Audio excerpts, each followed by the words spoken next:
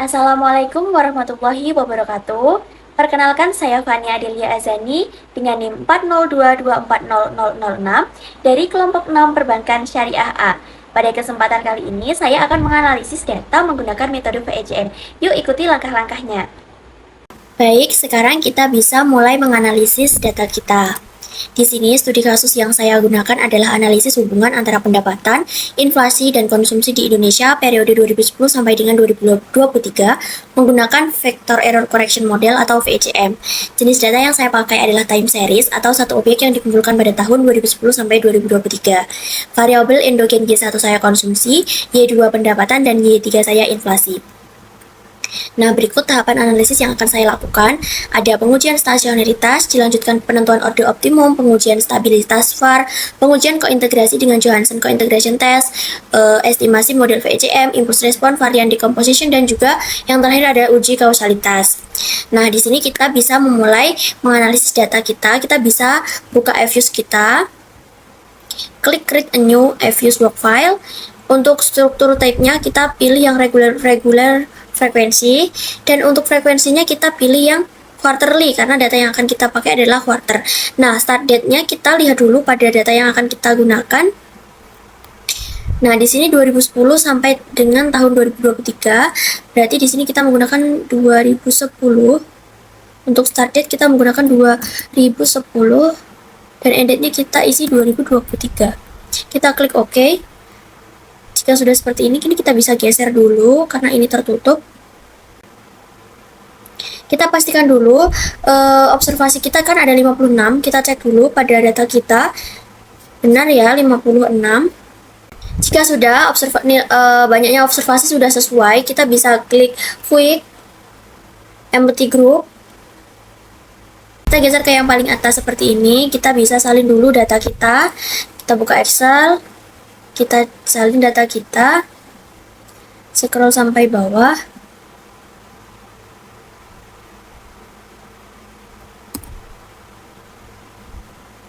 Kita tempel.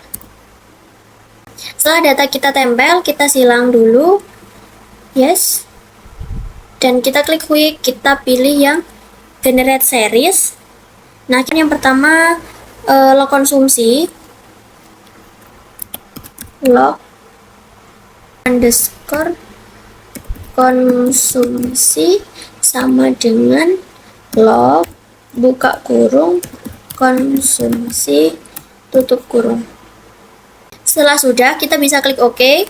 Kita ulangi cara yang sama, klik quick generate series, lalu kita isi lagi log pendapatan underscore pendapatan sama dengan log buka kurung pendapatan. Klik OK, lalu kita bisa ulangi cara yang sama lagi, generate series. Kita masukkan yang terakhir adalah log underscore inflasi sama dengan log.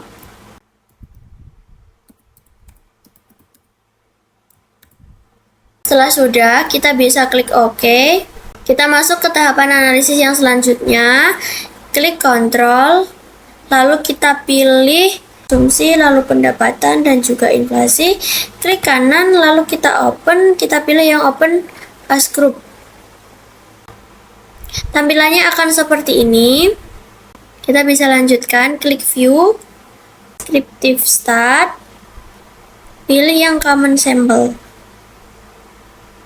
Nah, setelah sudah, tampilannya akan seperti ini. Ini adalah tampilan dari hasil uji deskriptif. Jadi, statistik deskriptif itu digunakan untuk memberikan gambaran umum mengenai karakteristik data yang digunakan dalam penelitian. Melalui statistik deskriptif, peneliti itu dapat mengetahui kondisi data dari masing-masing variabel penelitian sebelum dilakukan analisis lebih lanjut. Intinya, statistik deskriptif ini adalah gambaran dari data yang digunakan. Selanjutnya kita bisa kembali lagi ke fuse. Kita freeze dulu. Freeze. Kita name. Kita beri nama underscore 1 underscore deskriptif. Kita OK. Tutup jendela. Kita tutup semua jendela. Yes. Nah, selanjutnya kita klik yang log konsumsi. Kita klik view, pilih yang unit root test. Ini kita pilih yang standar unit root test. Untuk test for unit root in-nya kita pilih yang level, dan juga pada include in test equation kita pilih yang trend and intercept. Lalu kita pilih OK. Nah, ini adalah hasil dari log konsumsi pada tingkat level. Nah, jadi ini adalah hasil dari uji stasionaritas log konsumsi pada tingkat level. Konsumsi memiliki nilai prop ADF test sebesar 0,4281, artinya dia lebih besar daripada 0,5. Nah, log konsumsi memiliki nilai prop ADF test sebesar 0,4281, artinya dia lebih besar dari 0,05, maka gagal tolak H0 dan disimpulkan log konsumsi tidak stasioner pada tingkat level, sehingga dilanjutkan uji stasionaritas pada tingkat first difference. Kita kembali lagi ke Fuse, kita bisa klik freeze, dan name underscore 2 s konsumsi underscore 0. Kita klik OK. Kita tutup jendela. Kita klik view lagi. Kita pilih yang unit root test, standar unit root test.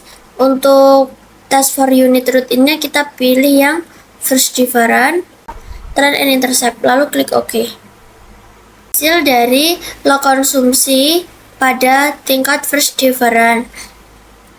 Jadi log konsumsi memiliki nilai prop ADF test sebesar 0,0001, artinya dia lebih kecil dari 0,05, maka tolak H0 dan disimpulkan log konsumsi stasioner pada tingkat first difference. Lalu kita kembali lagi ke Fuse, kita freeze, lalu kita name, beri nama underscore 2 underscore s underscore konsumsi underscore 1. Klik OK. Lalu kita bisa tutup. Setelah kita tutup semua, kita klik yang log pendapatan. Kita klik, lalu kita bisa klik log pendapatan, lalu klik view, kita pilih yang unit root test, setelah itu kita pilih yang standar unit root test, kita pilih dulu yang test for unit root in-nya, kita pilih yang level, dan include in test equation-nya kita pilih yang trend and intercept, lalu klik OK. Log pendapatan memiliki nilai prop ADF test sebesar 0,4510, artinya dia lebih besar dari 0,05, maka gagal tolak H0 dan disimpulkan log pendapatan tidak stasioner pada tingkat level dan dilanjutkan uji stasioner pada tingkat first difference. Kembali lagi ke Fuse. Ini kita freeze, kita name. Setelah itu kita beri nama underscore 2 underscore s underscore pendapatan underscore 0. Kita klik OK. Kita bisa silang dulu. Kita klik ulang pendapatan. Kita klik yang view. Kita pilih unit root test, standar unit root test. Kita pilih yang untuk test for unit root in-nya kita pilih yang first difference. Dan untuk include in test equation-nya tetap pada trend and intercept. Kita klik OK. Ini adalah hasil dari log pendapatan pada tingkat first difference. Log pendapatan memiliki nilai prop ADF test sebesar 0,0001, artinya dia lebih kecil daripada 0,05, maka tolak H0 dan disimpulkan log pendapatan stasioner pada tingkat first difference. Kita kembali lagi ke Fuse. Freeze, kita name underscore 2 underscore s underscore pendapatan underscore 1. Kita klik OK. Kita tutup semua, kita klik yang log inflasi. Selanjutnya kita ulangi cara yang sama. Kita klik view, kita pilih yang unit root test, standar unit root test. Kita pilih dulu untuk test for unit root in-nya, kita pilih yang level. Lalu untuk include in test FOS-nya kita pilih trend and intercept. Kita klik OK. Nah, ini adalah hasil dari log inflasi pada tingkat level. Jadi log inflasi memiliki nilai prop ADF test sebesar 0,7679, artinya dia lebih besar dari 0,05, maka gagal tolahan 0 dan disimpulkan log inflasi tidak stasioner pada tingkat level. Dilanjutkan uji stasioner pada tingkat first difference. Kembali lagi ke FUSE, kita freeze, kita name, kita beri nama underscore 2 underscore S underscore inflasi underscore 0. Klik OK, tutup jendela, klik lagi log inflasi, kita klik view, pilih yang unit root test, standar unit root test, pilih yang first difference, lalu klik OK. Nah, ini adalah hasil dari log inflasi pada tingkat first difference. Log inflasi pada tingkat first difference ini memiliki nilai prop ADF testnya sebesar 0,0000, artinya dia lebih kecil daripada 0,05, maka tolahan 0 dan disimpulkan log inflasi stasioner pada tingkat first difference. Kita kembali lagi ke FUSE, freeze, kita name, kita beri nama underscore 2 underscore S underscore inflasi dan juga dan 1. Kita klik OK, lalu kita tutup jendela. Nah, ini adalah hasil dari pengujian stasionaritas yang telah kita lakukan. Jadi log konsumsi, log pendapatan, dan juga log inflasi itu stasioner pada tingkat first difference. Kita kembali ke FUSE. Baik, sekarang kita lanjut pengujian pada penentuan order lag optimum. Kita bisa klik kontrol, lalu pilih yang log pendapatan, konsumsi, dan juga inflasi, lalu klik kanan, open, pilih yang ASVAR, lalu kita klik OK. Jalannya akan seperti ini. Selanjutnya kita klik view, pilih yang lag struktur, length kriteria, lag include-nya kita buat 4 saja. Lalu kita bisa klik OK. Ini adalah hasil dari lag optimum. Nah, penentuan lag optimum itu didasarkan pada tanda bintang yang mengikuti pengujian. Penentuan lag optimum itu didasarkan pada ukuran SC, Scott Watt Information Criterion, atau boleh menggunakan ukuran lainnya seperti AIC atau HQ. Tanda bintang pada ukuran SC ini terletak pada lag 1, maka lag optimumnya adalah 1 di sini. Jadi tanda bintangnya ada di sini dan kita menggunakan SC. Tapi bisa juga kita menggunakan AIC atau HQ.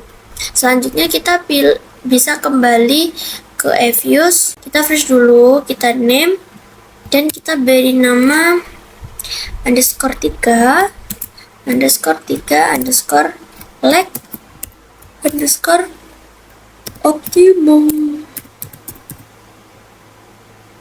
Kita klik OK. Tutup jendela. Yes. Nah, untuk melihat order optimum yang dipilih adalah 1, maka var yang dipilih itu sudah stabil atau belum. Nah, kita bisa buka FUSE, klik estimate, lalu untuk lag intervals for endogenous-nya kita ganti menjadi 1, lalu klik OK.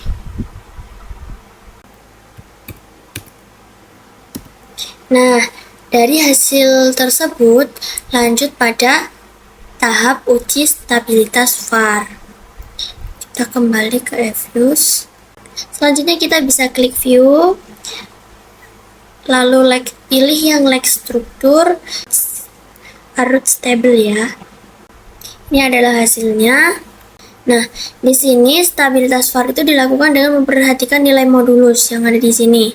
Jika nilai modulusnya kurang dari 1, maka VAR itu stabil. Jika terdapat modulus yang lebih dari 1, maka VAR tidak stabil dan penentuan lag optimum itu harus diulangi. Hasil pengujian menunjukkan nilai modulus kurang dari 1, maka VAR stabil dan dapat dilakukan uji selanjutnya. Kita kembali ke Fuse. Kita freeze. Kita name, kita beri nama underscore 4 underscore stabilitas underscore var. Klik OK, lalu bisa ditutup jendela. Selanjutnya untuk melihat model yang cocok itu VAR atau VECM, kita klik view, pilih yang co-integration test ya, kita pilih yang ketiga, lalu bisa diklik OK. Di sini adalah hasilnya. Jadi karena nilai prop trace statistiknya sebesar 0,33, nah di sini adalah hasilnya. Karena nilai prop atau trace statistiknya sebesar 0,033 lebih kecil dari 0,05, maka tolak H0 dan disimpulkan terdapat kointegrasi pada model. Hipotesis 2, karena nilai prop atau trace statistik sebesar 0,799 lebih besar daripada 0,05, maka gagal tolak H0 dan disimpulkan terdapat satu kointegrasi pada model.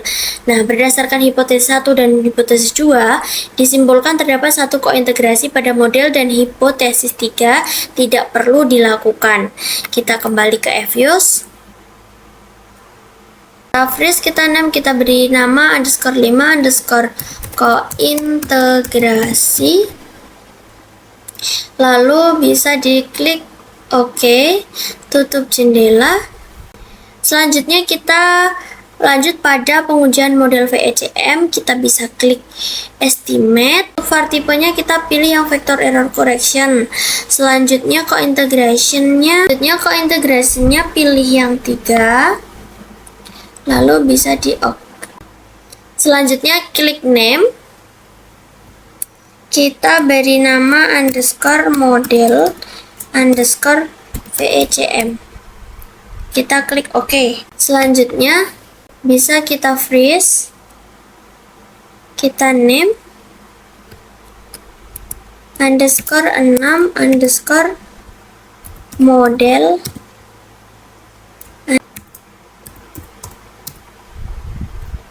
Kita bisa klik OK. Tutup dulu. Selanjutnya kita klik view, pilih yang representation. Nah, bisa kita freeze, kita name, kita beri nama underscore 7 underscore representasi underscore model. Kita bisa klik OK. Nah, selanjutnya kita masuk pada uji T. Jadi DF sama dengan include observation dikurangi jumlah independen dikurangi 1. Nah, include observation kita adalah 54, jumlah independennya ada 4, 1, 2, 3, 4, dan juga alfanya 0,05. Maka di sini hasilnya adalah 49, 54 dikurangi 4 dan juga dikurangi 1, hasilnya 49. Kita bisa coba, kita bisa langsung buka Excel, ketik rumusnya sama dengan T titik INV titik 2T, kita buka kurung 0,0.05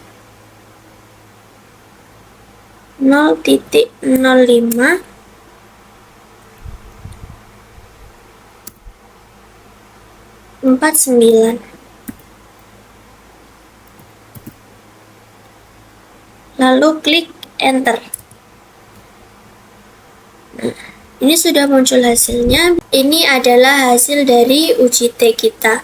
Lalu kita bisa kembali ke Fuse. Di sini kita bandingkan T statistik dengan T tabel.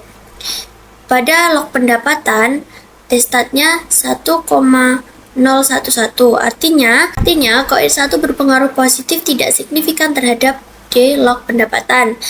D log pendapatan min 1 mempunyai T stat sebesar min 0,093, artinya D log pendapatan min 1 berpengaruh negatif tidak signifikan terhadap D log pendapatan, dan D log konsumsi min 1 memiliki T stat sebesar 1,990,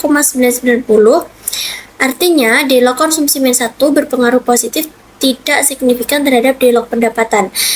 Dan D log inflasi min 1 T statnya sebesar 1,271, artinya D log inflasi min 1 berpengaruh positif tidak signifikan terhadap D log pendapatan. Nah, pada D log konsumsi, nilai koin memiliki T stat 2,719,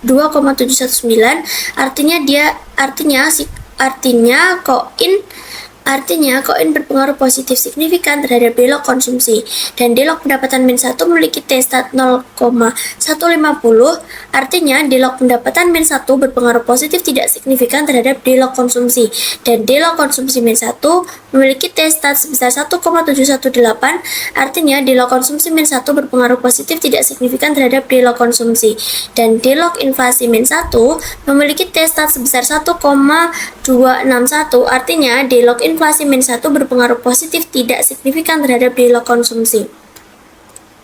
Selanjutnya adalah D log inflasi. Pada koin dia memiliki T stat sebesar 0,541. Koin berpengaruh positif tidak signifikan terhadap D log inflasi. D log pendapatan min 1 memiliki T stat 0,510, artinya D log pendapatan min 1 berpengaruh positif tidak signifikan terhadap D log inflasi, dan D log inflasi min 1 memiliki T stat min 0,199, artinya D log konsumsi min 1 berpengaruh negatif tidak signifikan terhadap D log inflasi. D log inflasi min 1 memiliki T stat sebesar 0,701, artinya D log inflasi min 1 berpengaruh positif tidak signifikan terhadap D log inflasi. Selanjutnya kita bisa kembali ke eViews, lalu bisa diklik view, pilih yang impulse response. Kita pastikan dulu horizon lag-nya ada 10, lalu kita klik OK. Nah, ini adalah hasil IRF yang tabel. Kita bisa freeze, kita name, kita beri nama underscore 8 underscore IRF underscore tabel.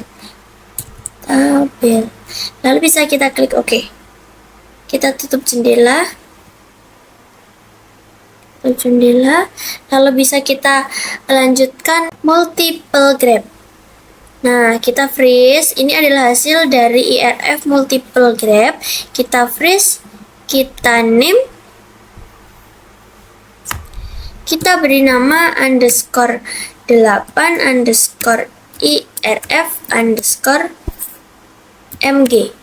Kita klik OK. Tutup. Kita klik yang combined grab. Ini adalah hasil dari IRF combined grab. Kita bisa klik yang freeze name. Kita beri nama underscore 8 underscore IRF underscore CG. Bisa diklik OK. Kita tutup. Jadi ini adalah hasil IRF respon log pendapatan terhadap dirinya sendiri. Di sini log pendapatan terhadap dirinya sendiri itu memiliki respon positif pada periode awal dan meningkat hingga beberapa periode berikutnya, kemudian bergerak relatif stabil hingga periode akhir pengamatan. Artinya jika terjadi peningkatan pendapatan, dampaknya akan bertahan dalam beberapa periode dan cenderung stabil dalam jangka panjang. Terhadap log konsumsi, log pendapatan terhadap log konsumsi, di sini respon awal periode menunjukkan arah positif, kemudian berubah menjadi negatif, dan terus menurun hingga periode akhir pengamatan. Artinya, peningkatan konsumsi dalam jangka panjang cenderung memberikan tekanan terhadap pendapatan. Sekarang, log pendapatan terhadap log inflasi. Respon positif pada seluruh periode pengamatan dan mengalami peningkatan pada beberapa periode awal sebelum akhirnya stabil. Artinya, kenaikan inflasi cenderung diikuti oleh peningkatan pendapatan dalam jangka panjang. Ini adalah hasil dari respon log konsumsi. Respon log konsumsi terhadap log pendapatan. Respon positif pada awal periode, ya, di sini pada awal periode dia meningkat hingga beberapa periode berikutnya. Kemudian dia bergerak stabil hingga periode akhir pengamatan. Artinya, peningkatan pendapatan mampu mendorong peningkatan konsumsi masyarakat. Nah, sekarang log konsumsi terhadap dirinya sendiri itu memiliki respon positif pada awal periode, kemudian menurun dan bergerak pada arah negatif hingga periode akhir pengamatan. Artinya, guncangan konsumsi hanya memberikan pengaruh yang kuat dalam jangka pendek dan semakin melemah dalam jangka panjang. Log konsumsi terhadap log inflasi. Respon positif pada periode awal dan meningkat hingga beberapa periode berikutnya. Kemudian cenderung stabil sampai akhir periode pengamatan. Artinya, kenaikan inflasi masih diikuti oleh peningkatan konsumsi masyarakat dalam jangka panjang. Di sini respon log inflasi terhadap yang pertama adalah terhadap log pendapatan. Di sini dia respon negatif pada beberapa periode awal, meningkat secara bertahap hingga mendekati titik keseimbangan pada periode berikutnya. Artinya, pengaruh pendapatan terhadap inflasi itu cenderung bersifat sementara dan semakin melemah dalam jangka panjang. Terhadap log konsumsi, respon negatif pada seluruh periode pengamatan, meskipun sempat mengalami peningkatan pada beberapa periode, respon kembali stabil pada area negatif hingga periode akhir. Artinya, peningkatan konsumsi cenderung memberikan pengaruh negatif terhadap inflasi dalam jangka panjang. Respon log inflasi terhadap dirinya sendiri, di sini dia memiliki respon positif pada periode awal dan terus meningkat hingga mencapai kondisi yang relatif stabil pada periode berikutnya. Artinya, kenaikan inflasi akan memberikan dampak positif terhadap inflasi pada periode berikutnya, periode selanjutnya, dan pengaruh tersebut bertahan dalam jangka panjang. Selanjutnya kita bisa kembali ke EVIUS. Nah, kita kembali ke EVIUS, bisa kita klik view, kita pilih yang varian decomposition, lalu klik OK. Ini adalah hasil dari uji dari FEVD, Forecast Error Variant Decomposition. Di sini kita bisa klik yang tabel dulu, kita freeze, kita name underscore 9 underscore VD ya, VD aja, tabel, lalu klik OK. Kita tutup, kita klik yang multi-paragraph, freeze, name, kita beri nama sama underscore 9 underscore VD underscore MG. Kita klik OK, lalu tutup, kita klik yang combinate graph, freeze, name underscore 9 underscore VD underscore CG. Klik OK, tutup, kita klik yang SG, kita freeze, kita name underscore 9 underscore VD underscore CG. Nah, klik OK, kita tutup jendela. Nah, jadi pada FEVD log pendapatan pada periode 1, variasi pendapatan sepenuhnya dijelaskan oleh guncangan pendapatan itu sendiri 100%. Nah, seiring bertambahnya periode pengamatan, kontribusi konsumsi atau log konsumsi terus meningkat dari 0 sehingga mencapai 0% hingga mencapai sekitar 3,04% pada periode ke-10. Hal ini menunjukkan bahwa konsumsi mulai berperan dalam menjelaskan perubahan pendapatan dalam jangka panjang. Selanjutnya, kontribusi inflasi atau log inflasi juga mengalami peningkatan dari 0% hingga menjadi sekitar 2,65% pada periode ke-10. Meskipun relatif kecil, inflasi telah memberikan pengaruh terhadap variasi pendapatan. Kesimpulannya, pendapatan dalam jangka pendek itu lebih banyak dipengaruhi oleh faktor internalnya sendiri. Namun, dalam jangka panjang, konsumsi dan juga inflasi memulai memberikan kontribusi terhadap perubahan pendapatan meskipun pengaruhnya masih relatif kecil dibandingkan pengaruh pendapatan itu sendiri. Nah, selanjutnya ada FEVD pada log konsumsi. Pada awal periode 1, variasi log konsumsi sebagian besar dijelaskan oleh pendapatan atau log pendapatan sebesar 89,42%, sedangkan konsumsi itu sendiri hanya menjelaskan sekitar 10,58%. Nah, seiring waktu, kontribusi konsumsi ternyata terhadap dirinya sendiri meningkat hingga mencapai sekitar 3,70% pada periode ke-10. Hal ini menunjukkan bahwa konsumsi memiliki kemampuan untuk mempengaruhi pergerakannya sendiri dalam jangka panjang. Selanjutnya, pendapatan tetap menjadi faktor yang paling dominan dalam menjelaskan variasi konsumsi dan juga kontribusi sekitar 93,93% pada periode ke-10. Sementara itu, inflasi juga meningkat kontribusinya hingga sekitar 2,37% pada periode ke-10. Kesimpulannya, dalam jangka pendek maupun jangka panjang, konsumsi lebih banyak dipengaruhi oleh pendapatan. Namun, konsumsi dan inflasi juga mulai memberikan kontribusi dalam menjelaskan perubahan konsumsi meskipun dalam proporsi yang relatif kecil. FEVD pada log inflasi. Pada periode awal atau periode 1, variasi inflasi ini hampir seluruhnya dijelaskan oleh inflasi itu sendiri, yaitu sebesar 99,97%. Hingga periode ke-10, inflasi masih menjadi variabel yang paling dominan dengan kontribusi sebesar sekitar 99,18%. Hal ini menunjukkan bahwa inflasi memiliki tingkat persistensi yang sangat tinggi. Kontribusi pendapatan atau log pendapatan dan juga konsumsi konsumsi terhadap variasi inflasi sangat kecil. Pada periode ke-10, pendapatan hanya berkontribusi sekitar 0,005%, sedangkan konsumsi sekitar 0,81%. Kesimpulannya, inflasi dalam jangka pendek maupun jangka panjang lebih banyak dipengaruhi oleh faktor internalnya sendiri. Pengaruh pendapatan dan juga konsumsi terhadap inflasi itu sangat kecil, sehingga variasi inflasi dalam model ini sebagian besar dijelaskan oleh guncangan inflasi itu sendiri. Selanjutnya, kita bisa lanjut pada uji Granger causality. Kita kembali ke Evius. Setelah kita di Evius, kita tutup tabnya, lalu bisa klik kontrol, pilih log konsumsi, log pendapatan, dan juga log inflasi, lalu klik kanan, bisa pilih yang open, lalu as group, klik view, pilih yang Granger causality paling bawah. Oke, Lex to include-nya kita pilih satu aja karena lag optimum yang dimiliki hanya satu, jadi kita pilih satu, lalu klik OK. Kita bisa freeze dulu, klik freeze, name, kita beri nama underscore 10 underscore kausalitas. Oke, kita bisa klik OK. Ini adalah hasil dari uji kausalitas kita. Jadi, uji Granger causality itu digunakan untuk melihat apakah suatu variabel itu bisa menjelaskan atau menyebabkan secara statistik perubahan variabel lain di masa depan. Nah, untuk hipotesisnya, H0, variabel X tidak menyebabkan variabel Y tidak ada kausalitas Granger. H1-nya, variabel X menyebabkan variabel Y ada kausalitas Granger. Jika prop lebih kecil dari 0,5 maka tolak H0, artinya ada hubungan kausalitas Granger. Jika propnya lebih besar dari 0,05 maka tidak ada hubungan kausalitas atau tidak signifikan. Nah, pada hasil uji kita tadi dapat kita simpulkan bahwa log konsumsi itu menyebabkan log pendapatan ada kausalitas Granger karena propnya 0,0163, artinya dia lebih kecil daripada 0,05. Log pendapatan tidak menyebabkan log konsumsi tidak ada kausalitas Granger karena propnya 0,4847, artinya dia lebih besar dari 0,05. Dan log inflasi tidak menyebabkan log pendapatan tidak ada kausalitas Granger karena propnya 0,9159, artinya dia lebih besar dari 0,05. Dan log pendapatan tidak menyebabkan log inflasi atau tidak ada kausalitas Granger karena propnya 0,2446, artinya dia lebih besar dari 0,05.